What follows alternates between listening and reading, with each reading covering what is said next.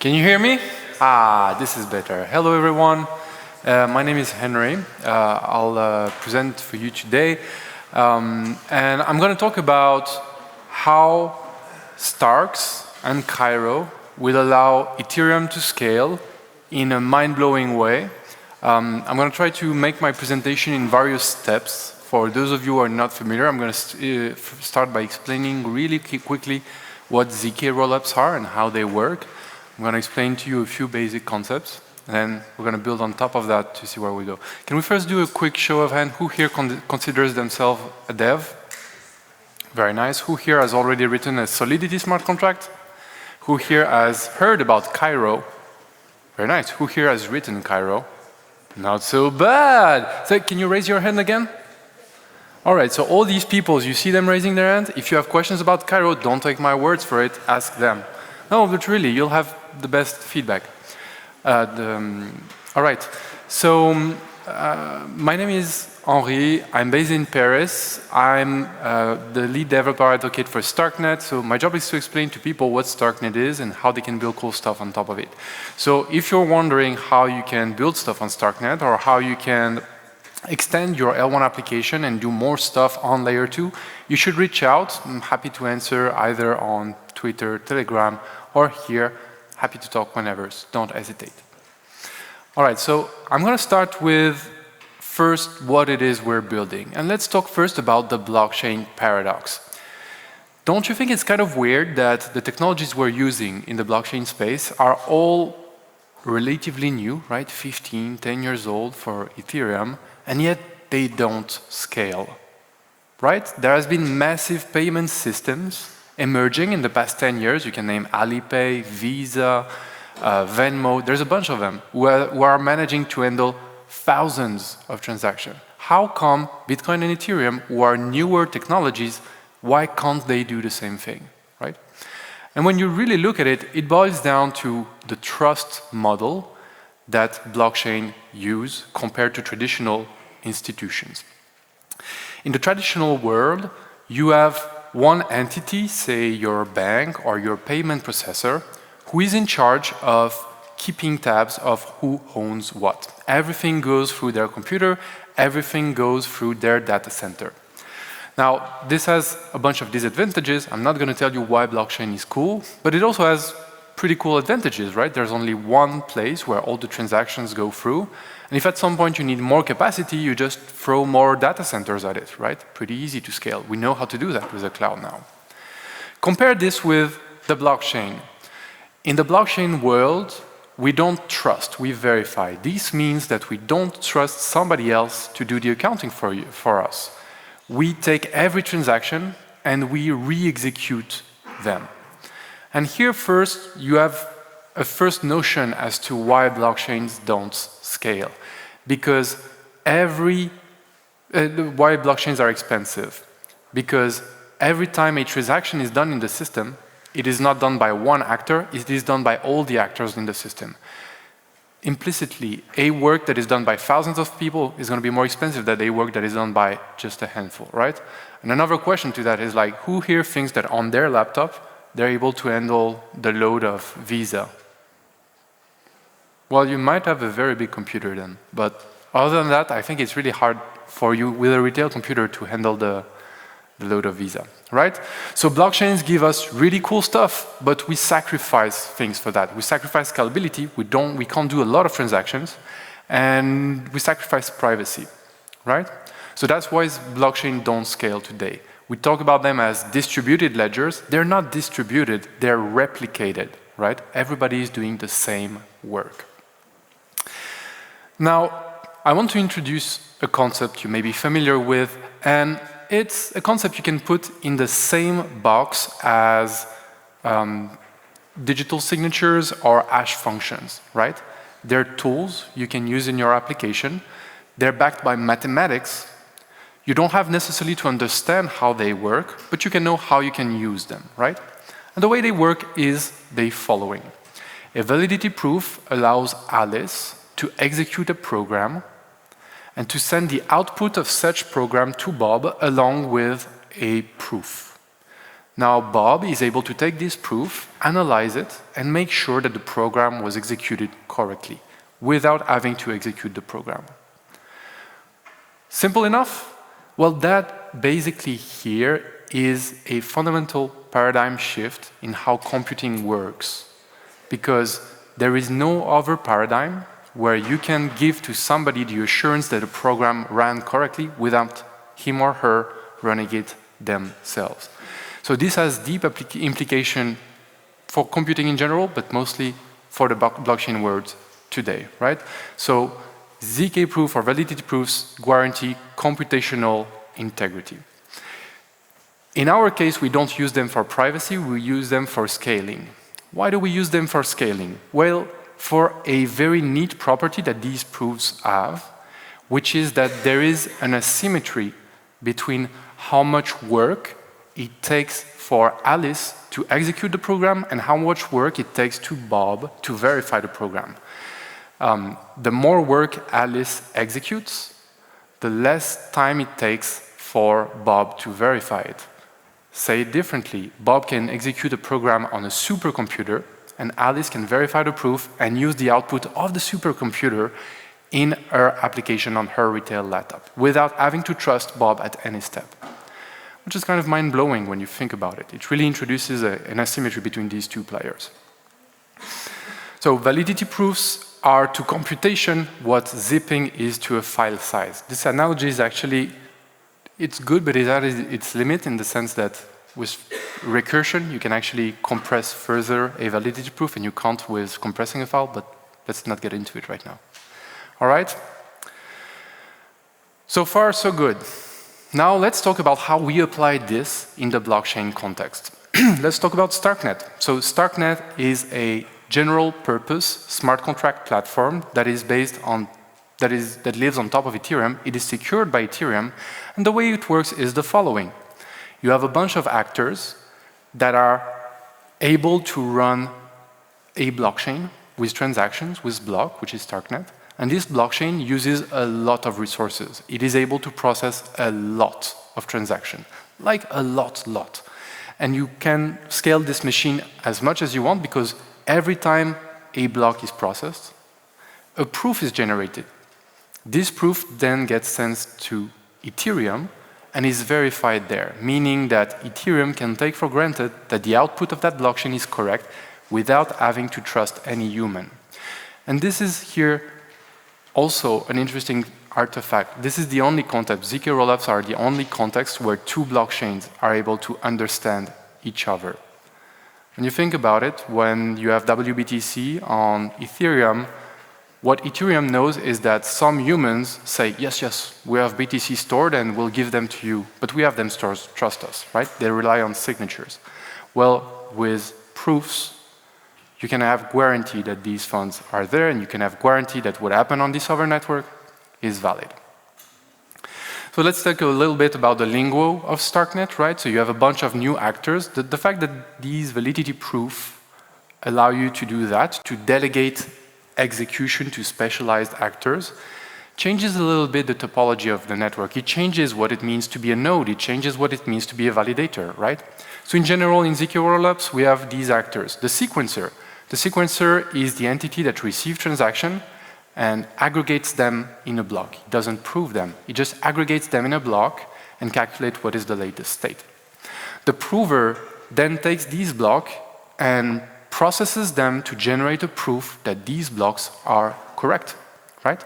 And this proof is then sent to Ethereum in a verifier smart contract. That's the beautiful thing also about proofs. It is a program, right? And you can write one in a smart contract. How crazy is that? So there is a smart contract on Ethereum that verifies Stark proof and is able to say, yes, all of these blocks were processed correctly. Now, what is a full node in Starknet? A full node is not necessarily a node that will store all the transactions because it doesn't need to. It just needs the proof that the latest state is valid. So the full node will just store the state and give access to the data, to the application using it. And then you have Starknet Core. Starknet Core is another smart contract on Ethereum that manages the state of Starknet, right? Don't hesitate if you have questions on that. So one thing I want to mention about StarkNet is that if you followed so far, you understand that validity proofs are a fundamental new building block in the way we design blockchain networks. They have deep implication of what it means to be a node, what it means to run a validator, what it means to verify and not trust, right? They fundamentally affect the topology of your network, but also the way they're designed, they're based on mathematics, fundamentally impacts the programming paradigm in which your smart contract is used. So when faced with building a new solution on top of that, we thought, what should we do? Should we try to emulate what is happening on the blockchain right now, or should we try to leverage all these new advantages that this new paradigm gives us? And we chose the latter. We chose to build this network from first principle. We chose to optimize for speed, for performances, for security. So StarkNet, first of all, uses Stark proofs. Stark proofs don't need any trusted setup. They're quantum resistant. They scale very nicely, and they're faster to prove, and they're better to prove big workloads. So they allow layer 2s to scale to amazing quantities. The second thing is StarkNet uses a ZK VM. It does not emulate Ethereum. It has its own VM. This comes with a general purpose language, which is Cairo. I'm going to talk about it in a second. It is not a smart contract language. It's a general purpose programming language that is provable. And StarkNet also comes with no backwards compatibility with Ethereum, so it allows it to leverage new innovations that come with ZK rollups, such as the ability to choose where you store your data, also known as how do you deal with data availability. It also builds on the shoulder of giants like Ethereum and takes good innovations like account abstraction and use them at the network level. And it also allows things like off-chain proving. It actually allows for distributed blockchains to exist, where work is done by certain entities and verified on main chain. All right, so summarizing, what is StarkNet? It's a general purpose layer 2 on Ethereum. It allows heavy machines to process the network and smaller machines to have mathematical certainty that they were not cheated without having to incur a big cost. StarkNet is about scaling. It is not about privacy. And StarkNet was built from first principles. It's optimized for this new paradigm that are validity proofs because it's worth it.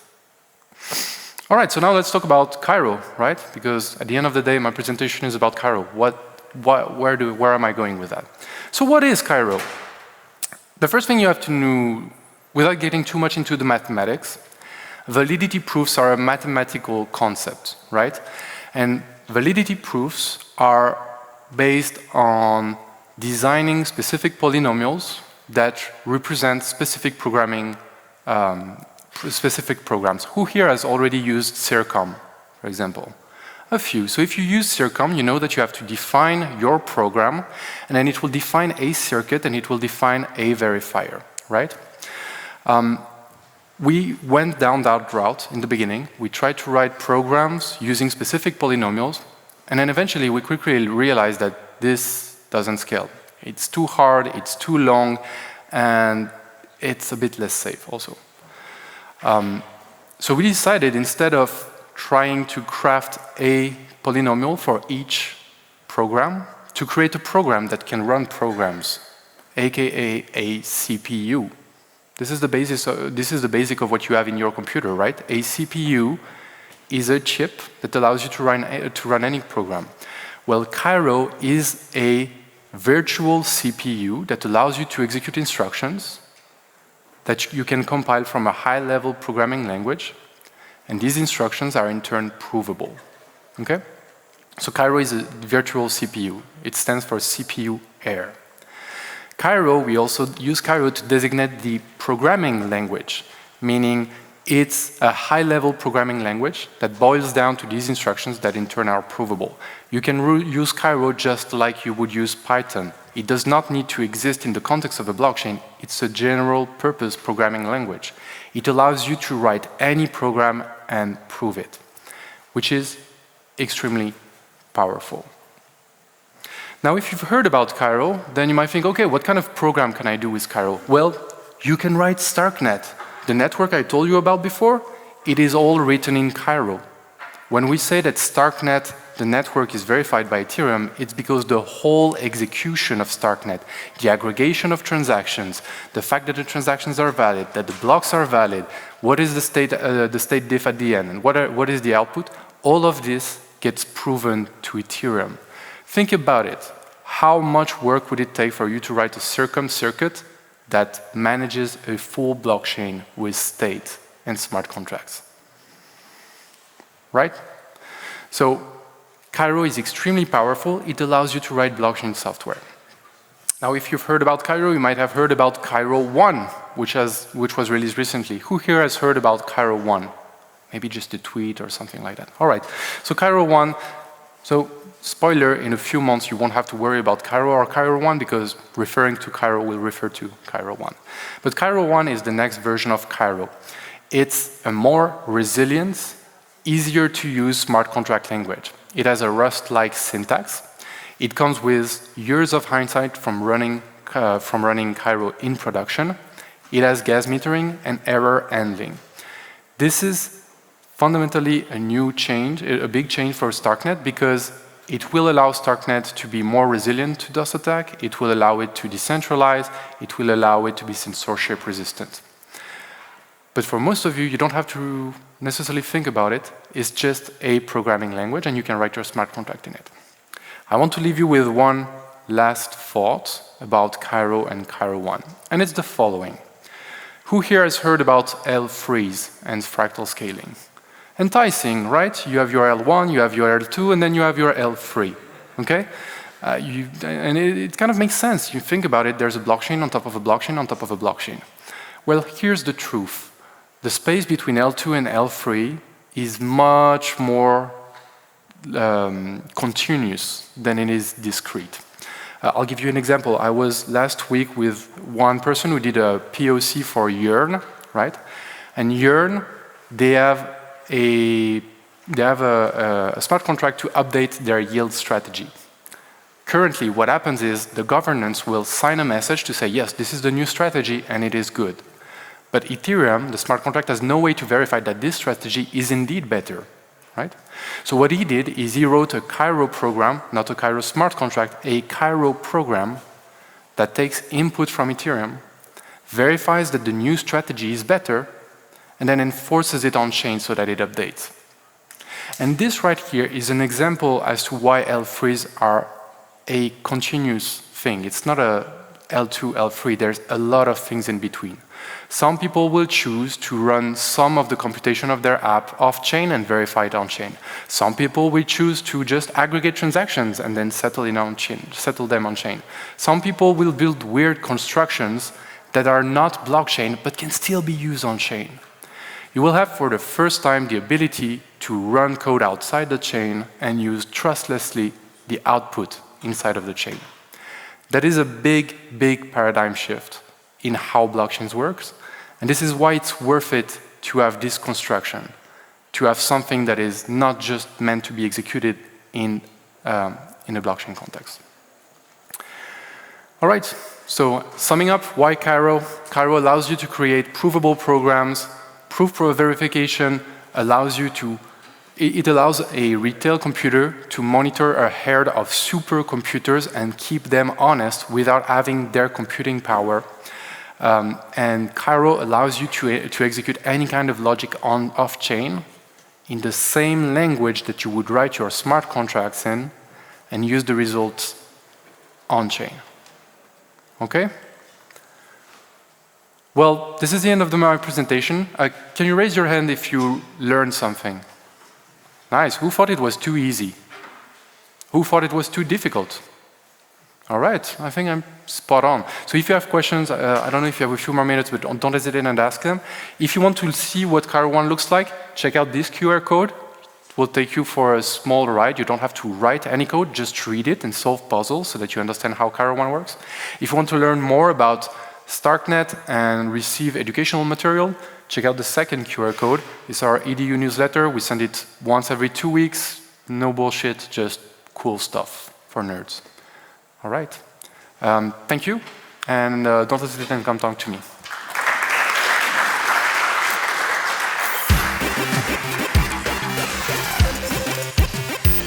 All right.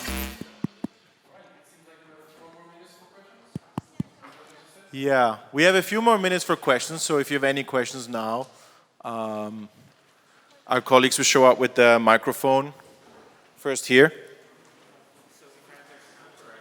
You're also able to scale the complexity of the kinds of programs that you execute. And I just wanted to ask if I'm getting the order of magnitude right. So for example, for distributed, decentralized video hosting, you need re-encoding. That needs to be provable. So you want to re-encode an uploaded video file, and you want to prove that you run this exact algorithm to re-encode it in a different resolution and so on. So is StarkNet powerful enough to handle these kinds of volumes? Pointing to a really cool direction, which is ZK Rollup allow you to do more of the same and to have cheaper transactions or to have more complex transactions. Now, is StarkNet able to handle encoding? Right now, probably not. Also, you will have to rewrite all of this stuff in Cairo. But there's nothing like, eventually, the prover will be open source, not too far away from now. So you'll be able to encode your video on your computer and then verify the proof on the network. It doesn't have to be executed on StarkNet, just verified. Does that make sense? Cool. Right, we have time for one more question. And I assume Henri will be around afterwards for you if you have more questions. Just hit him up. Thanks for the talk. I've been using the previous version of Cairo for a while, and I haven't been checked recently, but I remember a Cairo prover. So the Cairo prover were a proprietary backend service, and it wasn't open source. Like, what about Cairo 1? Will the Cairo 1 prover be open source something that, so we can generate the proofs on our machines locally? That's a great question. So first of all, Cairo 0 and Cairo 1 compile down to the same CPU and the same set of instructions. So the prover will be the same for both. Okay. The prover is currently still closed source, but we announced a few weeks back that we will open source it. We committed to it. So it will be open sourced, and you will be able to run your own instance of it, or run a proving service if you like. Okay, that's great news. Thanks. All right. We have actually time for one more question. Henri, what do you think? One more question, the last one.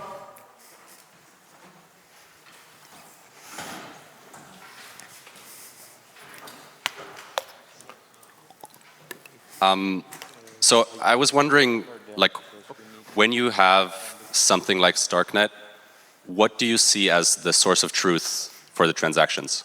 Is it the L2 or the L1?